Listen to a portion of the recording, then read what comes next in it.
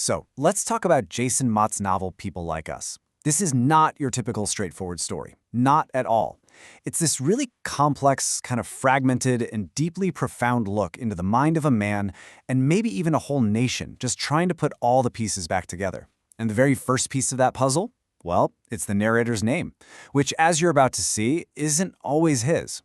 And man, we are thrown right into the deep end. The narrator's voice is just bombastic, cynical, and you know right away you can't totally trust him.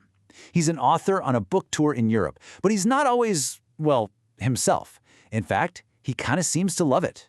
And boom, right there, the central theme just hits you. This is a story all about identity, but an identity that's fluid, that's fractured, and a lot of the time it's just a performance. See, he isn't just claiming a name, he's putting on a costume he thinks his audience wants. And it makes you wonder, who are any of us when the performance is over? Okay, so to really get this novel, you have to understand that our main guy is basically split in two. He lives as these two completely separate, almost warring versions of himself. I mean, this guy's entire life is this wild balancing act. On one hand, you've got the author, this big, loud persona, the shield of success he uses to get by. And on the other, you have Soot. Think about that name, Soot, like ash, like what's left over. He's the guy whose whole job is to relive and basically sell his own grief. They're two sides of the exact same coin, just two different masks one man wears to survive. And get this, he doesn't just pick any random identity. He takes on the names of literary giants, these titans of contemporary Black literature. By pretending to be Coates, or Mosley, or Whitehead, he's doing more than just playing a part. He's making a really sharp point, suggesting that to a certain kind of white audience, these unique, brilliant voices all just blur together. They become one single, easy-to-digest story of the Black experience. And here's the flip side of that performance. As Soot, his entire career is built on turning his own trauma into a product. His personal loss, his identity as a Black man in America, it all gets packaged up and sold to grieving college campuses. It's a job that literally forces him to open his own wounds over and over again for a paycheck. And that leads to this huge question that just hangs over the whole book. It forces you to ask, is this story America tells about itself just a performance too? And in this novel, that story is always tied to one specific object. And in America, that story, well, it so often involves a gun.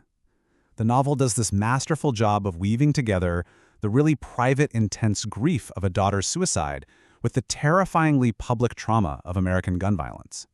It shows you how you just can't pull the two apart. You know, the narrator's connection to his first gun, it's really deep, it's psychological. In a world that just feels fundamentally unsafe, that weapon offers him this powerful, almost magical feeling of control, of security. It's a pretty dark but really honest look at why someone might feel drawn to owning a gun in the first place. Run, hide, or fight. I mean, just think about those words. It's the cold, almost robotic language of survival in America today. It's this stark, emotionless script for a moment of absolute horror, and it reflects a society that's had to normalize the unthinkable by turning a tragedy into a to-do list. And this is where the personal and the public just collide with this absolutely devastating force. The very gun that Soot carries for safety. It's the same object that caused his deepest trauma. It's not just a thing. It's this constant, heavy reminder of his loss, a relic he can't seem to let go of, a burden he can never, ever put down. Okay, there's this one scene in the book that is just so raw, so powerful. Soot finds this moment of connection with another grieving Black man, and they use this incredibly charged phrase, not as an insult, but like a call and response, a kind of sacred prayer. It becomes the only language they have to talk about this unspeakable shared grief in a world that gives them no other words for it. So let's just step back for a second. If your whole identity is broken and your home is just defined by trauma, where do you even go from there? And that brings us to the novel's third big idea, this desperate and maybe impossible search for a place where you can truly belong. You know, there's this long history of Black American expatriates looking to Europe as this kind of sanctuary. And here, it's pitched as the ultimate escape. It's sold as this mythical place where all the specific burdens of American history, race, and violence, they just don't apply. It's the promise of a place where you can finally just exhale. But, as you might guess, this whole search for a physical sanctuary, it just leads to one dead end after another.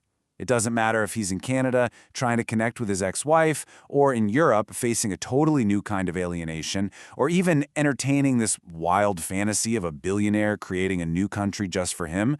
The result is always the same. Each attempt just reveals that the problem isn't the location. And then the character Remus just comes in and drops this harsh, central truth bomb: you can't outrun yourself. You just can't. Changing your geography isn't a cure for what's going on inside. The history, the trauma, the identity, you pack it all in the suitcase right along with your clothes. You bring it all with you. Okay, so if you can't just pack up and leave your problems behind, then what's the answer? What's left?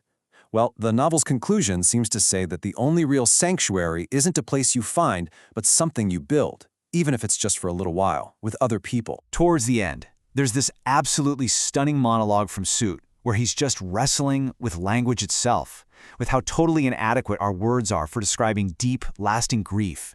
He's looking for a word that can somehow capture the simple act of surviving after a piece of your soul has been just extinguished. And he keeps going, digging into that complex, guilt-ridden reality of finding a moment of joy after something terrible has happened.